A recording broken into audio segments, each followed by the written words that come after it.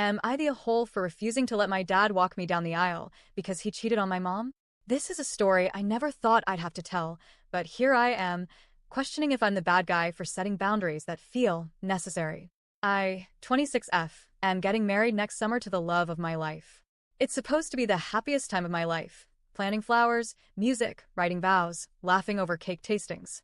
But instead, I'm sitting here trying not to cry every time someone brings up my dad and that moment when he walks me down the aisle. Because, to be blunt, it's not happening. Let me take you back a few years.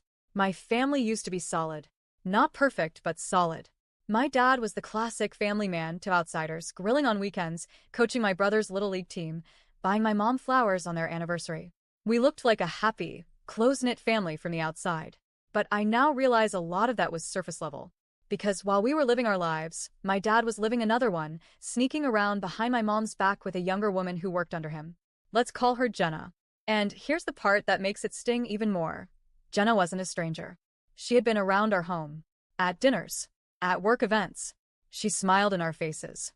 And while my mom welcomed her as a colleague and family acquaintance, she was sleeping with my dad. That's the kind of betrayal you don't just bounce back from. When it all came out, everything imploded. My mom was shattered. Like, I watched her cry on the kitchen floor, kind of shattered. She had been a stay-at-home mom for most of our lives and suddenly had to piece together a new life from nothing. Financially, emotionally, mentally. I saw her fade for a while, just going through the motions, but she still showed up for us, even when she had nothing left to give. Meanwhile, my dad moved out immediately, and within a month, he was living with Jenna, acting like nothing happened. No remorse. No apologies. Just silence and a new Facebook relationship status. So yeah, you could say I haven't exactly felt warm and fuzzy about him since. Over the years, he tried to stay in touch. Birthday messages. A couple of stiff lunches where he acted like we were friends. But it was clear he wanted a clean slate without ever owning up to what he did. And the few times I tried to talk about it, how hurtful it was, how betrayed I felt, he'd brush it off with "we all make mistakes," or "that's between me and your mom." Like it didn't affect the rest of us at all. Now here we are, wedding planning. Everything was going great until someone, probably my aunt, asked who would be walking me down the aisle. And I said, very naturally, my uncle. My uncle has been the guy for us since the divorce. He's my mom's older brother, and honestly, he stepped up in ways no one asked him to. He helped us move out of the house we grew up in, took me on college tours when my dad couldn't be bothered, came to my high school graduation, and even helped me buy my first car. He's been at every major moment since. When I picture someone walking me down the aisle, I picture him. But apparently my dad had other ideas. He heard about it from another relative and called me, all excited, talking about tuxedos and our big moment. And I just couldn't pretend. I told him, gently at first, that I had asked my uncle. I thought maybe he'd understand. Maybe it would sting, sure. But surely he'd reflect on why I made that choice. Nope. He absolutely blew up.